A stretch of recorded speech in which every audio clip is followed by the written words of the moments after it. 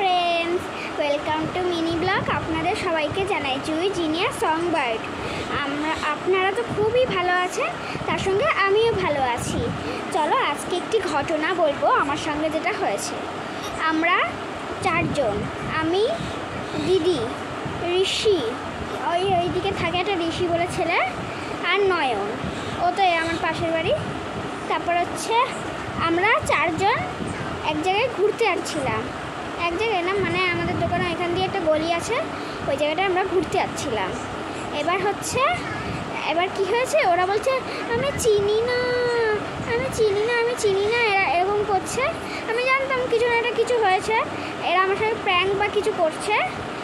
ওই জন্য আমি বললাম আমি তো কাঁদবো না এরকম করছিলাম, ঠিক আছে। এবার পরে কি মনে হয়েছে, কিছুই করিনি, ভুল করে কেঁদে ফেলেছি। এবার কী করব, তারপরে আবার কাঁদতে ওই ছেলেটাকে মেরেছি মাথার মধ্যে। ওই ছেলেটা তো বলছে যে এরকম করছিস, মারছিস কেন? আমরা কি রাস্তা চিনি নাকি? এই রাস্তা আমরা চিনি না, এরকম করছিল ছেলেটা।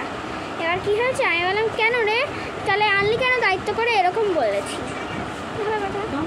তারপরে আমাকে আনছিল বাড়িতে, আমি বলে দিয়েছি রাস্তা কোন দিক যাবে। এবার ওদেরকে বলে দিয়েছি, ওরা রাস্তা বলছে আমরা তো চিনি এই রাস্তা, আমরা তোর সঙ্গে প্র্যাঙ্ক করছিলাম, এরকম বলছে। আর আমি জানাম সঠিক রাস্তা বলছে, ওরা বলছে যে এইদিকে যাব না, এরকম করছে। এবার আমিও ভয় পেয়ে গেছি যে ওরা যদি না যায় আমি সঠিক রাস্তা বলবো কি করে।